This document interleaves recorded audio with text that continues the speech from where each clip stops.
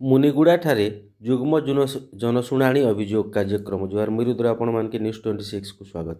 ରାୟଗଡ଼ା ଜିଲ୍ଲା ମୁନିଗୁଡ଼ା ବ୍ଲକ କାର୍ଯ୍ୟାଳୟ ସଭାଗୃହ ପରିସରରେ ଜିଲ୍ଲାପାଳଙ୍କ ଯୁଗ୍ମ ଅଭିଯୋଗ ଶୁଣାଣି କାର୍ଯ୍ୟକ୍ରମ ଅନୁଷ୍ଠିତ ହୋଇଯାଇଛି। ମୁନିଗୁଡ଼ା ବ୍ଲକ ଅଧ୍ୟକ୍ଷା ଦୁଃଖିନୀ ନୁଡୁକାଙ୍କ ଅଧ୍ୟକ୍ଷତାରେ ଓ ବିଡିଓ କୃଷ୍ଣଚନ୍ଦ୍ର ଦଳପତିଙ୍କ ସଂଯୋଜନାରେ ଅନୁଷ୍ଠିତ ଏହି ଅଭିଯୋଗ ଶୁଣାଣିରେ ଜିଲ୍ଲା ମୁଖ୍ୟ ଉନ୍ନୟନ ଅଧିକାରୀ ତଥା କାର୍ଯ୍ୟନିର୍ବାହୀ ଅଧିକାରୀ ଜିଲ୍ଲା ପରିଷଦ ଶ୍ରୀଯୁକ୍ତ ଅକ୍ଷୟ କୁମାର ଖେମୁଣ୍ଡି, जिलापाल श्रीजुक्त आशुतोष कुलकर्णी, आरक्षी अधीक्षक स्वाति एस कुमार, उपजिलापाल दुधाल अभिषेक दिलीप कुमार, जिला मुख्य चिकित्सा अधिकारी तथा जनस्वास्थ्य अधिकारी बी सरोजिनी देवी प्रमुख उपस्थित रही मोट 156टी अभियोग शुणाणी कर यार सठिक कार्यकारिता नहीं विभागीय अधिकारी मानक निर्देश देते। से व्यक्तिगत 160टी और गोष्ठीगत 48टी अभियोग आसीथिला।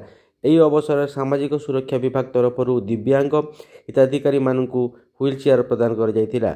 ଏହି ଅଭିଯୋଗ ଶୁଣାଣିରେ ଅନ୍ୟମାନଙ୍କ ମଧ୍ୟରେ ଗ୍ରାମ୍ୟ ଉନ୍ନୟନ ବିଭାଗ, କ୍ଷୁଦ୍ର ଜଳସେଚନ ବିଭାଗ, ଜଙ୍ଗଲ ପରିବେଶ ଜଳବାୟୁ ପରିବର୍ତ୍ତନ ବିଭାଗ, ଜିଲ୍ଲା ଅନୁସୂଚିତ ଜନଜାତି ବିଭାଗ, ସମନ୍ୱିତ ଆଦିବାସୀ ଉନ୍ନୟନ ବିଭାଗ, କୃଷି ବିଭାଗ, ଜିଲ୍ଲା ଶିକ୍ଷା ବିଭାଗ, ଜିଲ୍ଲା ପ୍ରାଣୀଧନ ବିଭାଗ, ଉଦ୍ୟାନ କୃଷି ବିଭାଗ, ମତ୍ସ୍ୟ ବିଭାଗ, ଜିଲ୍ଲା ଓ ଉପଖଣ୍ଡ ସ୍ତରୀୟ ଅଧିକାରୀ ଉପସ୍ଥିତ ରହି ଜିଲ୍ଲାପାଳଙ୍କ ଅଭିଯୋଗ ଶୁଣାଣିରେ ସହଯୋଗ କରିଥିଲେ।